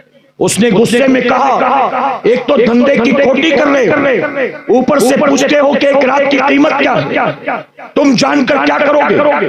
آپ فرماتے میں تجھ سے تیری زندگی کی ایک رات خریدنا چاہتا ہوں, ایک رات کا سودا کرنا چاہتا ہوں. وہ غصے میں کہتی ہے تیری حیثیت دیکھ, میری راتیں خریدنا تجھ جیسے بھکاریوں کا کام نہیں ہے، جا اپنا راستہ نہ ہٹ یہاں سے۔ تو جانتے آپ نے کیا فرمایا؟ آپ نے فرمایا تو اپنی ایک رات کی قیمت بتا، میری حیثیت تو کیا جانے، میرا مولا جانتا۔ رقاصہ نے کہا نہیں مانتا، اس نے اپنی قیمت بتائی، آپ نے جیب میں ہاتھ ڈالا، اشرفیوں سے بھری ہوئی تھیلی اس کے حوالے کی، آپ نے فرمایا جتنی ایک رات کی قیمت ہے اس سے زیادہ مال اس کے اندر موجود ہے، دیکھ لے اور اپنی ایک رات میرے حوالے کر دے۔ اس نے دیکھا تو اندر سونے چاندی کے سکے چمک رہے تھے، فوراً دروازے سے ہٹتی ہے، کہتی بابا اندر تشریف لائیں، آج آپ میرے مہمان ہیں۔ آپ نے مسلح اٹھایا، اندر کمرے میں تشریف لے جاتے ہیں، اندر لے جا کر بٹھا دیا جاتا ہے۔ اب وہ ہاتھ جوڑ کر سامنے کھڑی ہو جاتی ہے، کہتی ہے آپ اگر حکم دے گھنگرو باندھ لوں، آپ اگر حکم دے تو ڈھول طبلے والوں کو بلایا جائے، محفل کا آغاز کیا جائے۔ آپ فرماتے ہیں آج کی رات میں نے تجھ سے خریدا ہے، آج رات تجھے وہ کرنا ہے جو میں کہوں گا۔ اس نے کہا ٹھیک ہے، آپ جو کہیں گے میں کرنے کو تیار ہوں۔ آپ فرماتے جا سب سے پہلے اچھی طرح سے غسل کر کے آ، اس کے بعد نیا جوڑا پہن کر آ، یعنی نیا کپڑا پہن کر تیار ہو کر آ۔ جاتی ہے غسل کرتی ہے، نیا جوڑا پہنتی ہے، پلٹ کر واپس آتی ہے۔ آپ فرماتے ہیں اب جا وضو کر کے آ۔ اس نے کہا بابا چاہتے کیا ہو؟ آپ نے کہا غسل کر لے، نیا جوڑا پہن لے، میں نے کر لیا، اب وضو کیوں کروانا چاہتے ہو؟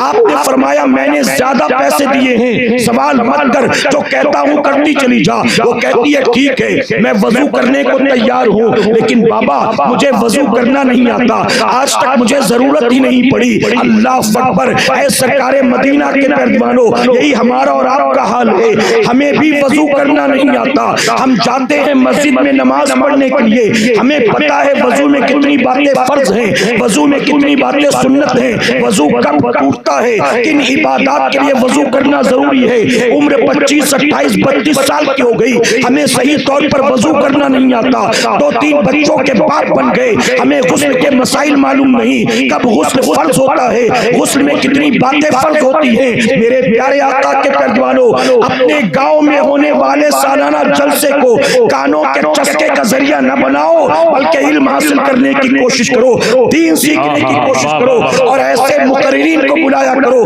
ایسے علماء کو دعوت دیا کرو جو واقعی سنیت کا درد رکھتے ہیں، قوم کا درد رکھتے ہیں، جو صرف اور صرف کاروباری طور پر تقریریں نہیں کرتے بلکہ تقریر کرتے ہیں رب رسول کی رضا کے لیے، قوم کے مستقبل کو سنوارنے کے لیے، مسلمانوں کی زندگی میں انقلاب پیدا کرنے کے لیے۔ میرے پیارے آقا کے پردوانوں، اسی لیے میں تحدیث نعمت کے طور پر کہتا ہوں، منبر رسول پر موجود ہوں، الحمدللہ اگر سنی دعوت اسلامی کے لوگ دین کا کام کرتے ہیں تو نذرانوں کے لیے کام نہیں کرتے۔ نہ میں نے کبھی کہیں نذرانہ مانگا، نہ ہمارے امیر نے مولانا شاکر نوری نے کبھی نذرانہ مانگا، نہ سید امین القادری نے کبھی کوئی نذرانے کا ڈیمانڈ کیا۔ ہم لوگوں سے نذرانے نہیں مانگتے، ہم نذرانوں کے لیے تقریر نہیں کرتے، ہم مصطفیٰ کی نظر میں آنے کے لیے تقریر کرتے ہیں۔ اور اے مسلمانوں، آپ کے نذرانے سے جیب گرم ہوگی چند دنوں کے لیے، اور مصطفیٰ کی نظر میں آ گئے اللہ کبھی کسی کا محتاج نہیں بنائے گا، اللہ دنیا میں عزت و برکت دے گا، اور بعد مرنے کے اللہ جنت عطا فرمائے گا۔ آپ نے کہا وضو کر لے، کہتی مجھے وضو کرنا نہیں آتا۔ آپ فرماتے چل میں جیسے جیسے بتاؤں کرتی جا۔ اب آپ نے بتایا، اس نے وضو کر لیا، اس کے بعد آپ نے مصلی بچھایا اور فرمایا 2 رکعت نفل نماز ادا کر۔ اب ذرا سوچے، جب آپ نے ناچنے والی سے کہا کھڑے ہو کر 2 رکعت نماز ادا کر، تو رقاصہ کیا کہتی ہے؟ کہتی ہے بابا جس کو وضو کرنا نہیں آتا اس کو نماز پڑھنا کہاں آتا ہوگا؟ ہمارا بھی یہی حال ہے کہ نہیں ہے؟ بتاؤ، یہی پوزیشن ہے کہ نہیں؟ جس کو وضو کرنا نہیں آتا اس کو نماز پڑھنی کہاں آتی ہوگی؟ آپ نے فرمایا کوئی بات نہیں، جیسے میں کرتا جاؤں میری دیکھا دیکھی کرتی جا۔ آگے کھڑے ہو گئے، وہ پیچھے کھڑی، اللہ اکبر کہہ کے ہاتھ کو باندھا، دیکھا دیکھی ناچنے والی نے بھی ہاتھ باندھ لیا۔ آپ قرآن کی تلاوت کر رہے ہیں، وہ بغور سن رہی ہے، اللہ اکبر کہہ کے رکوع میں گئے، وہ بھی دیکھا دیکھی رکوع میں چلی گئی۔ آپ رکوع سے اٹھے، اللہ اکبر کہتے ہوئے سجدے میں گئے، وہ بھی سجدے میں چلی گئی۔ اب جیسے ہی بایزید بسطامی نے اپنی پیشانی کو سجدے میں رکھا، آپ کی آنکھوں سے آنسو جاری ہو گئے. اللہ کی بارگاہ میں رو رو کر عرض کرتے ہیں اے اللہ بایزید کو تو نے جتنی طاقت دی تھی بایزید نے اپنا کام کر لیا, یہاں تک تیری بندی کی پیشانی کو لانا یہ بایزید کا کام تھا, اس کے آگے اسے سنبھالنا تیری رحمت کا کام ہے. اے اللہ اگر آج خالی پلٹ گئی تو پھر کبھی لوٹ کر نہیں آئے گی. اے اللہ اس کو بڑھ کر اس کی اپنی رحمت بڑھ کر اس کو آگوش میں لے لے. اے اللہ اس کے سجدے کو قبول فرما لے. بایزید بسطامی روتے جا رہے ہیں, وہ پیچھے سے سجدے سے سر اٹھاتی ہے, آپ کے قدموں کو تھام لیتی ہے اور رو رو کر کہتی ہے آج تک ڈھول ڈھونگرو میں اتنا مزہ نہیں آیا جتنا قرآن سننے میں مزہ آیا, ناچنے میں اتنا مزہ نہیں آیا جتنا رب کے سجدے میں مزہ آیا ہے, آج تک زندگی میں کبھی اتنا مزہ نہیں آیا جتنا رب کے کلام کو سننے میں مزہ آیا ہے. اے مسلمانوں بایزید بسطامی نے فوراً اللہ کا شکر ادا کیا, چند نصیحتیں کی, اس کے بعد کمرے سے باہر نکل گئے. اس ناچنے والی نے گھر کے دروازے کو بند کیا اور تاریخ میں لکھا گیا کل تک جو ناچنے والیوں میں مشہور تھی موت آنے سے پہلے اللہ والیوں میں مشہور ہو گئی.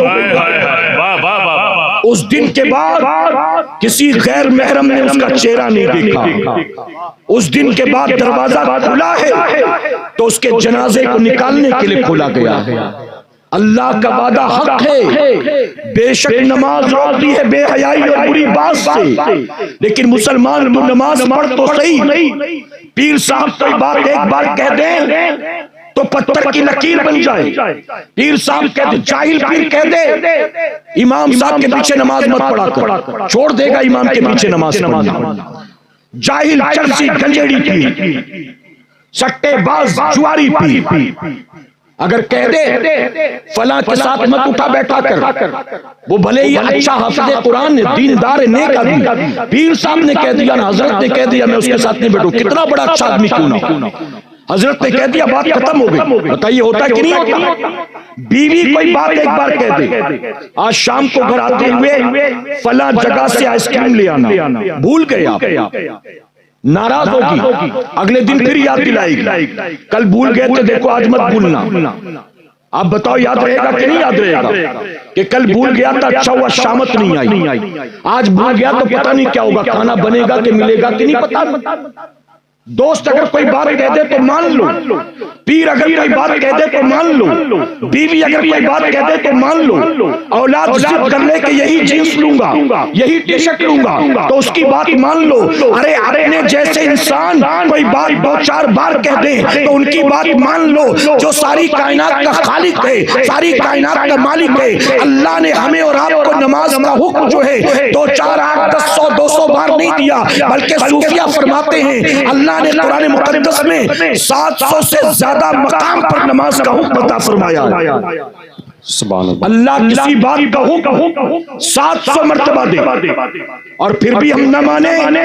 ہم سے بڑا بھی کوئی باغی ہوگا, ہم سے بڑا بھی کوئی غدار ہوگا, ہم سے بڑا بھی کوئی نافرمان ہوگا. پیر صاحب کو کہاں کا کھانا پسند ہے ہمیں معلوم, کہاں کا کپڑا پسند ہے ہمیں معلوم, کیسی چائے پیتے ہیں ہمیں معلوم, میٹھے میں کیا پسند ہمیں معلوم. میرے پیارے آقا کے پردیوانوں منبر رسول پر موجود ہوں, ذمہ داری کے ساتھ کہوں گا جس پیر کے لیے نوکر کی طرح خدمت میں لگا رہتا ہے, جس پیر کے قدموں میں بچ جاتا ہے یہ سوچ کر ان کی رضا پر تیری نجات ہے, ارے وہ پیر بھی جنت میں جائے گا کہ نہیں جائے گا, پیر بھی دعویٰ نہیں کر سکتا ہے, تو تو نے پیر کی خاطر پتہ نہیں کتنی قربانیاں دی, اور جس نے تجھے سب کچھ عطا کیا وہ کسی بات کا حکم 700 بار دے اور پھر بھی اس کی بات نہ مانو. اللہ اللہ اللہ, اس کے باوجود اللہ 700 بار کسی بات کا حکم دے نہ مانو, پھر بھی وہ کھلا رہا. اس سے بڑھ کر کوئی رحمان ہے, اس سے بڑھ کر کوئی غفار ہے, اس سے بڑھ کر کوئی کریم ہے. ارے ہمارے گناہ تو ایسے تھے کہ ایک لقمہ بھی کھانے کی حیثیت نہیں تھی ہماری, ایک لقمہ بھی نہ کھا پاتے. ہم تو اتنے بڑے گناہگار, اتنے بڑے نافرمان کہ رات سوتے سوتے صلح دینا چاہیے تو اٹھنے کی مہلت بھی نہ ملتی ہمیں.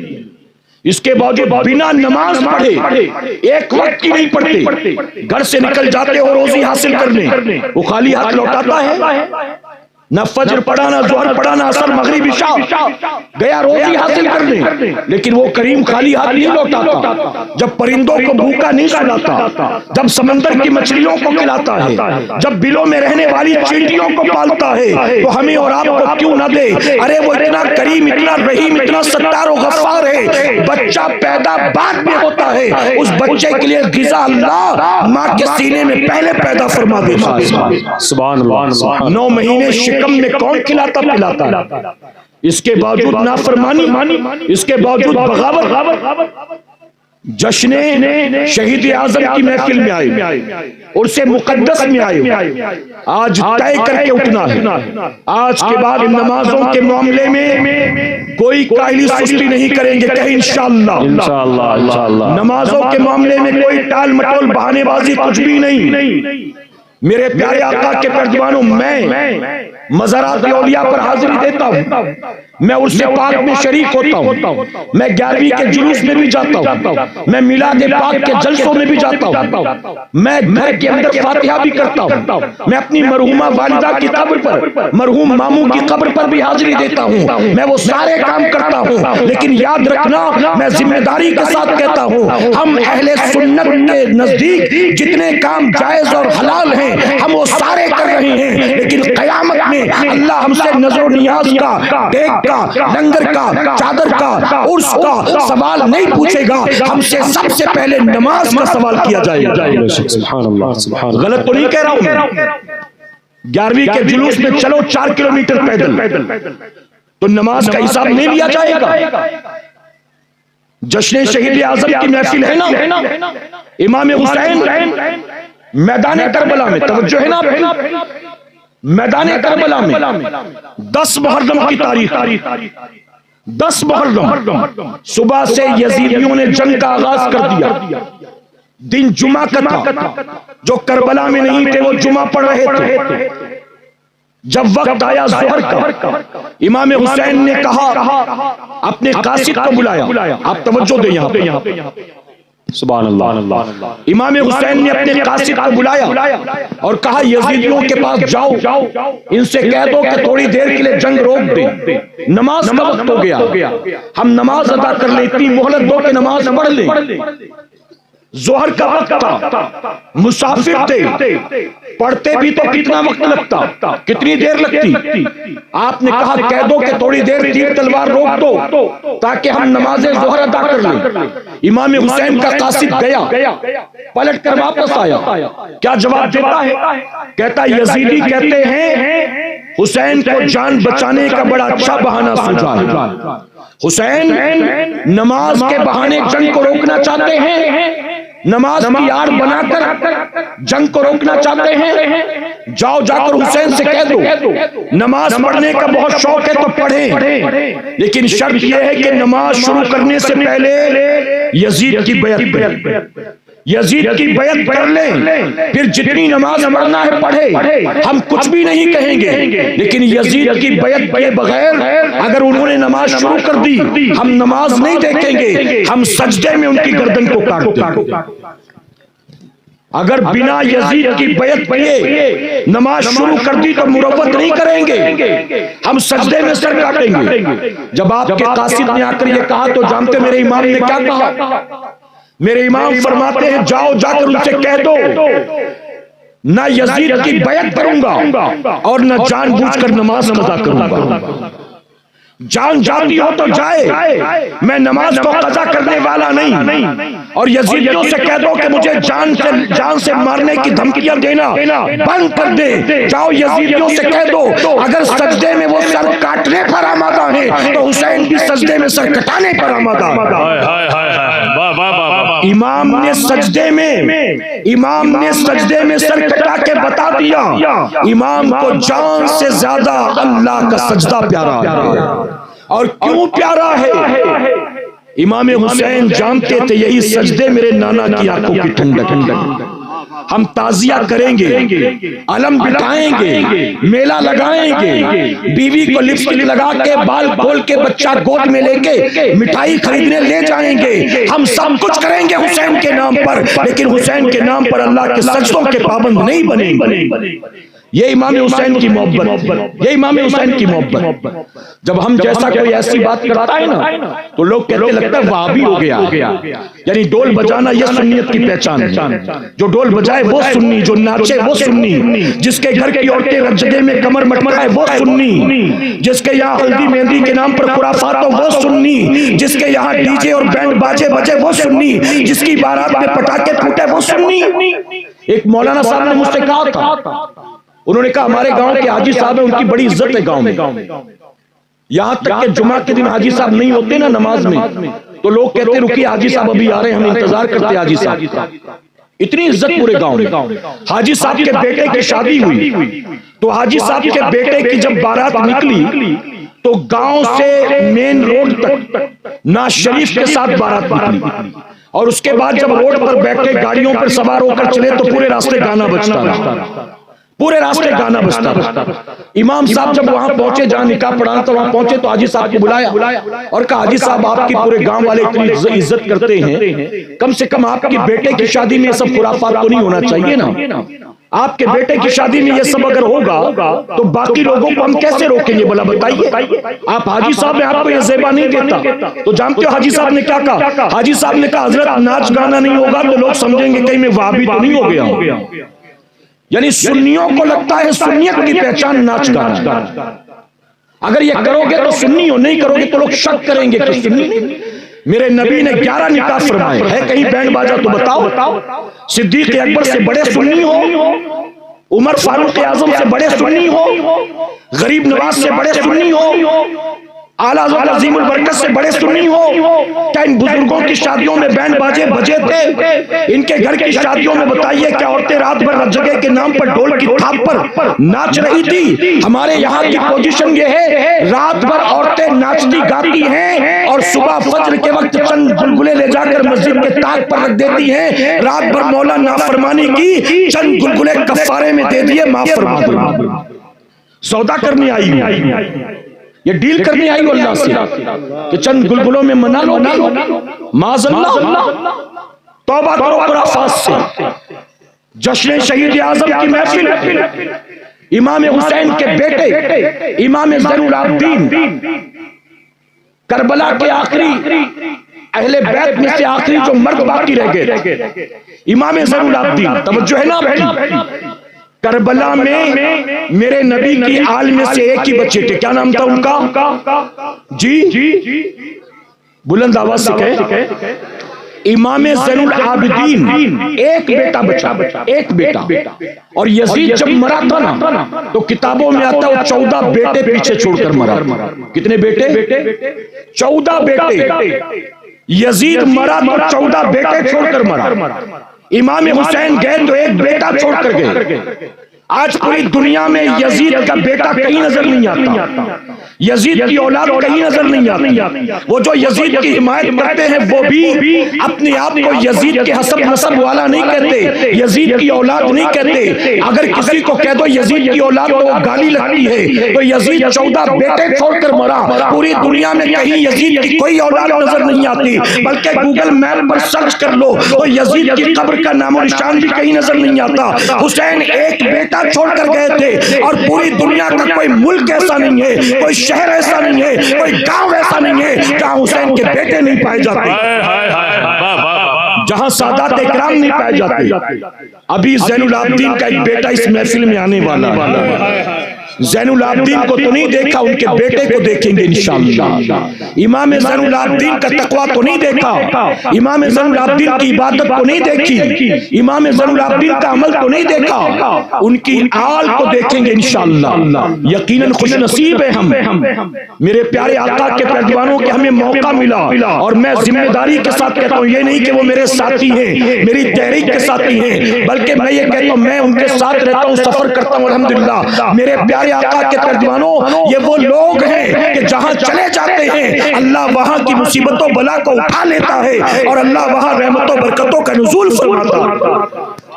یہ وہ لوگ ہیں، اگر پھر بھی ہم کچھ حاصل نہ کر سکے تو ہم سے بڑا محروم کوئی نہیں ہوگا۔ میں بتاؤں آپ کو کئی جگہوں پر ایسا ہوتا ہے، میں سید صاحب ساتھ ساتھ سفر کرتے ہیں اور پھر سید صاحب مجھ سے کچھ خود کہتے ہیں بھائی آج کے بعد یہاں تاریخ مت دینا، کیا آپ بھی ایسا چاہتے ہیں کہ ہنڈور کے بارے میں بھی ایسا کہیں کہ بھائی برا مت ماننا آپ کا گاؤں ہے لیکن معاف کرنا میں آج کے بعد وہاں تاریخ نہیں دوں گا، برا مت ماننا؟ کیا آپ چاہتے ہیں کہ وہ ایسا کہیں؟ جی نہیں چاہتے نا؟ تو آپ اچھے میزبان ثابت ہوں گے نا انشاءاللہ، محبت کے ساتھ ان کی گفتگو کو سنیں گے، سنیت کے ساتھ کہ عمل بھی کرنا ہے انشاءاللہ۔ میرے پیارے آقا کے پیروانوں، میں عرض کر رہا تھا امام زین العابدین بیان کرتے، توجہ سے سننا۔ اب دو تین باتیں آخر میں اپنی بہنوں کی۔ جی امام زین العابدین فرماتے ہیں کہ جب ہم مدینہ منورہ سے مکہ معظمہ چلے، توجہ ہے نا؟ اب مہمان خصوصی تشریف لا رہے ہیں لیکن جب قریب آئیں گے تو ہم استقبال میں کھڑے بھی ہوں گے انشاءاللہ، اللہ کا ذکر بھی بلند کریں گے، لیکن ایسا نہیں کہ دور ہی سے ڈسٹرب کریں آپ، بلکہ آپ توجہ سے میری بات سنیں اور سید صاحب آئیں گے، اسی بات پر میں اپنی گفتگو مکمل کر لوں گا، ٹھیک ہے؟ تو امام زین العابدین فرماتے جب مدینے میں بیعت پر یہ پریشر بننے لگا تو ہم مدینے سے نکل کر مکہ معظمہ چلے۔ پورے سفر میں میری پھوپھی زینب بھی ساتھ، امام حسین کی بہن خاتون جنت کی بیٹی حضرت زینب ساتھ۔ پھر کہتے مکہ معظمہ سے ہم کوفہ کی طرف چلے، کوفہ والوں کے خط آئے تھے، ہم کوفہ چلے، پھوپھی زینب ساتھ، ہمیں کوفہ نہیں جانے دیا گیا، حور کے لشکر نے گھیرا، ہم کو کربلا لے کر آ گئے، پھوپھی زینب ساتھ، ہم کربلا آئے، پھوپھی زینب ساتھ۔ امام زین العابدین کہتے پورے سفر میں میری پھوپھی نے کسی رات تہجد کی نماز کو قضا نہیں کیا۔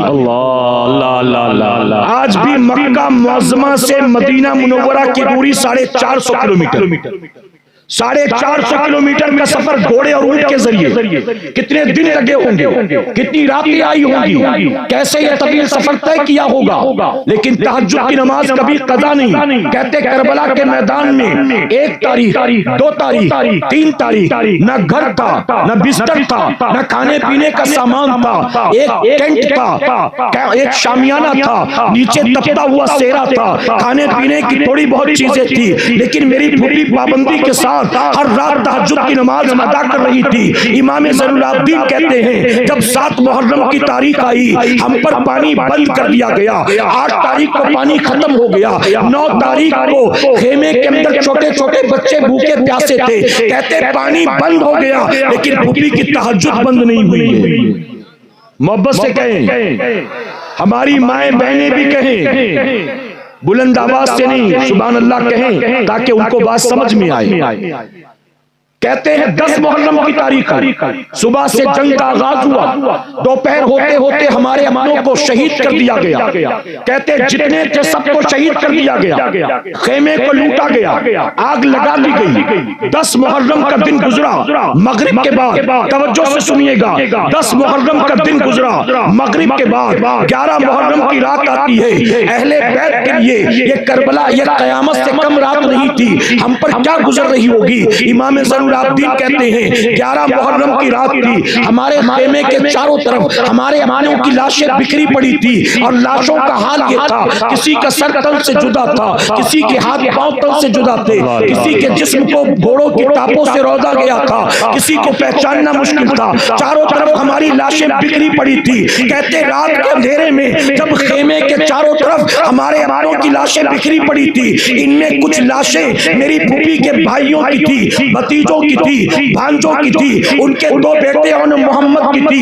امام زین العابدین کہتے ہیں میں دیکھ کر حیران تھا، رات کے اندھیرے میں میرے خیمے کا پردہ ہٹتا ہے، میری پھوپھی باہر نکلتی ہے اور کربلا کے تپتے سیرا کی ریت سے تیمم کرتی ہے، اور لاشوں کے بیچ کھڑے ہو کر میری پھوپھی تہجد کی نماز ادا کرتی ہے۔ جن کے گھر کی بیٹیاں لاشوں کی موجودگی میں تہجد نہ چھوڑیں، انہوں نے شادی بیاہ کی وجہ سے فرض نماز چھوڑی ہوگی۔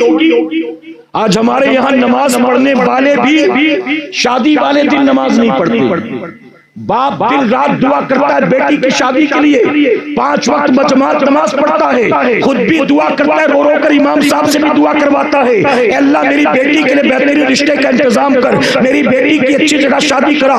وہ باپ جو دن رات اپنی بیٹی کی شادی کے لیے رب کی بارگاہ میں دعائیں کرتا ہے، جس دن بیٹی کی شادی ہوتی ہے انتظامات کے چکر میں اس دن بوڑھا باپ ایک وقت کی نماز نہیں پڑھتا، نہ دلہن پڑھتی نہ دولہا پڑھتا۔ کون پڑھتا؟ جن کے گھر کی بیٹیاں لاشوں کے سامنے تہجد قضا نہ کریں، انہوں نے کبھی گھر میں رہ کر فرض چھوڑا ہوگا؟ اگر شوہر کی روزی میں برکت چاہتی ہو، نماز کی پابندی کرو۔ اولاد کے نصیب کو روشن بنانا چاہتی ہو، نماز کی پابندی کرو۔ اگر چاہتی ہو کہ بیٹیوں کے لیے غیب سے بہترین رشتے کا انتظام ہو، نماز کی پابندی کرو۔ تم در در کی ٹھوکریں کھاتی ہو اپنی مشکلات سے نجات کے لیے، رزق میں برکت کے لیے، بگڑی بنانے کے لیے، لیکن میں ذمہ داری کے ساتھ کہتا ہوں علماء کی موجودگی میں، جب مسجدوں سے حی علی الصلاۃ حی علی الفلاح کی صدائیں بلند ہو، گھر کی عورتیں فوراً وضو کر کے مصلی بچھائیں، اپنی پیشانی کو سجدے میں رکھ دیں، یہاں تیری پیشانی سجدے میں جھکے گی، اللہ تیرے شوہر کی روزی میں برکت عطا فرمائے۔ سبحان اللہ سبحان اللہ سبحان اللہ۔ درود شریف پڑھنے کی محمد صلی اللہ علیہ وسلم، اللہ رب محمد صلی اللہ علیہ وسلم۔ دیکھیں آپ حضرات بیٹھے رہے، حضرت آ رہے ہیں، حضرت کو بالکل آرام سے جب قریب آئیں گے تو ہم احتراماً کھڑے ہوں گے، ابھی سے کھڑے نہ ہو۔ اچھا اگر آپ کو نظر آ رہے ہیں تو اچھی بات ہے، بیٹھ جائیں، آپ حضرات بیٹھے رہیں۔ حضرت آ رہے ہیں، ظاہر سی بات ہے کہ شہزادے مولائی کائنات حضور سیدی آقائی مولائی حضور سید امین القادری صاحب قبلہ مالیگاؤں ممبئی وہ تشریف لا رہے ہیں، تو ہم اور آپ حضرات حضرت کے چہرے کی زیارت کریں گے اور ان کے پاکیزہ خطاب کو سن کر کے اپنی معلومات میں ہم اور آپ حضرات اضافہ کریں گے۔ لیکن بس اتنی خوبصورت گفتگو حضرت علامہ صادق حسین رضوی صاحب قبلہ کی ہو رہی ہے، تو بہتر ہے کہ آپ حضرات اس گفتگو کو سنیں، پھر اس کے بعد حضرت آئیں گے، حضرت کی گفتگو سننی ہے ہمیں آپ حضرات کو۔ درمیان میں ایک خوبصورت لہجہ بھائی سمیر الہ آبادی کا ہے، ان سے ہم اور آپ حضرات نعت کے کچھ اشعار سنیں گے، پھر حضرت کی تقریر سے استفادہ حاصل کریں گے۔ تو بہتر ہے کہ آپ حضرات بیٹھے رہیں، حضرت آ رہے ہیں، حضرت کو آنے دیں۔ اور جب جیسا کہ حضرت علامہ صادق حسین صاحب قبلہ رضوی نے بتایا کہ جب حضرت قریب آ جائیں تو ہم اور آپ حضرات احتراماً کھڑے ہوں، تو بہتر یہ ہے کہ آپ حضرات ابھی اس گفتگو سے استفادہ حاصل کریں۔ نعرہ تکبیر، نعرہ رسالت، شہید اعظم کانفرنس، مسلک اعلیٰ حضرات، فیضان اعلیٰ حضرات، محافظان مسلک اعلیٰ حضرات، عرس مقدس، نعرہ تکبیر، نعرہ رسالت۔ ٹھیک ہے، آج کی اس بزم کے دولہا شہزادے مولائی کائنات حضور سیدی آقائی مولائی حضور سید امین القادری صاحب قبلہ کی تشریف آوری ہو رہی ہے۔ ابھی وہ منبر شریف پہ جانے انجمن بن کر کے تشریف رکھیں گے، تو ہم اور آپ حضرات حضرت کے چہرے کی زیارت کریں گے۔ تو آپ حضرات سے میں یہ گزارش کروں گا کہ جب حضرت منبر شریف پہ آنے لگے تو آپ حضرات راستے میں بالکل نہ حضرت کو پریشان کریں، آپ حضرات مصافحہ کے لیے بالکل نہ پریشان کریں، آپ حضرات آرام سے حضرت کو منبر شریف پہ آنے دیں۔ ظاہر سی بات ہے، جیسا کہ ابھی آپ حضرات نے سنا کہ یہ بیمار زین العابدین جو میدان کربلا میں تنے تنہا بچے، ابھی حضرت نے فرمایا یہ انہی کے شہزادے ہیں، انہی کی آل ہے۔ یار ہماری آنکھیں تو اس لائق نہیں ہیں، ہمارے ہاتھ تو اس لائق نہیں ہیں، تو کم سے کم آپ حضرات جو ہے احتراماً اور ادباً آپ حضرات جو ہے اس سے پرہیز کریں کہ کہیں شہزادے مولائی کائنات کی بارگاہ میں کوئی گستاخی نہ ہو جائے، کوئی بے ادبی نہ ہو جائے۔ تو بہتر ہے کہ آپ حضرات ادب و احترام کے ساتھ حضرت کو منبر شریف پہ آنے دیں اور آپ حضرات نہایت ادب کا مظاہرہ پیش کریں۔ حضرت آ رہے ہیں، آنے دیں آپ حضرات۔ کھڑے ہو جائیں، اب استقبال کریں۔ سبحان اللہ نعرے تکبیر نعرے رسالت شہزادے مولائے کائنات شہزادے مولائے کائنات حضور سید امین القادری صاحب قبلہ مسلک اعلیٰ حضرت۔ دیکھیں ممبر شریف پہ علماء کرام بھی تھوڑا اس کا خیال رکھیں گے، ٹھیک ہے بھائی آل رسول کی آمد ہے، آپ حضرات ایسا کاہے کر رہے ہیں؟ کوئی تکلیف ہو حضرت کو، کوئی دقت ہو، کوئی زحمت ہو، آپ حضرات وہیں سے حضرت کی زیارت کر لیں، ٹھیک ہے؟ آپ حضرات بالکل نہ کوئی حضرت کو ٹچ کریں۔ ممبر شریف پہ بھی جتنے علماء کرام ہیں، میں ان حضرات سے یہ ادب کے ساتھ گزارش کروں گا کہ حضرت کو آنے دیں، ادب کے ساتھ آنے دیں آپ حضرات۔ سبحان اللہ، علماء بھی بس چہرے کی زیارت کر لیں۔ اگر آپ حضرات ایسا کریں گے تو ظاہر سی بات ہے یہ سامعین ہیں یہ بھی جو ہے اسی طرح سے کریں گے۔ آپ حضرات بیٹھ جائیں، اب بیٹھیں آپ حضرات، بیٹھ جائیں آپ حضرات، شہزادہ مولائے کائنات کے چہرے کی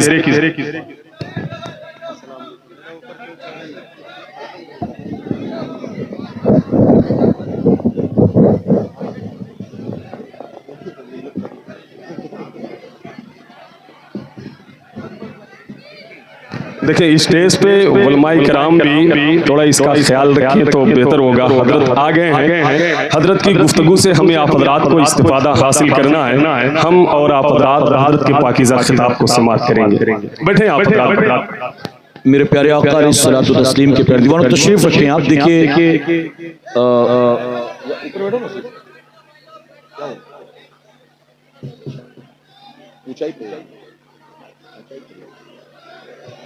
بیٹھیں، آپ پیچھے بیٹھ جائیں، آپ لوگ تشریف رکھیں۔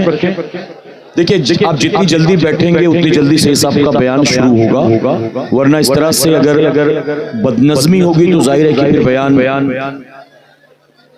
تاخیر سے شروع ہوگا جتنا دیر آپ کریں گے۔ میرے پیارے آقا علیہ الصلوۃ والتسلیم کے پیارے دیوانوں، بہرحال میں نے آپ کے سامنے جو باتیں عرض کی ہیں، میں امید کرتا ہوں کہ یہ تمام باتیں آپ کی سمجھ میں آئی ہوں گی اور آپ ان تمام باتوں پر عمل کرنے کی ضرور کوشش کریں گے۔ ایک بار درود شریف پڑھ لیں آپ لوگ۔ اللہم صلی علی محمد وآلہ الف مرہ۔ یہ جو اس طرف کھڑے ہیں آپ حضرات بھی بیٹھ جائیں۔ دیکھیں پیچھے تک بھی ٹینٹ ہے، وہاں بھی بیٹھ سکتے ہیں آپ، صرف یہی نہیں ہے، پیچھے بھی ہے، وہاں پیچھے بیٹھ سکتے ہیں آپ لوگ۔ تھوڑا ادب کا خیال رکھیں، ادب کو ملحوظ رکھیں اور بیٹھ جائیں۔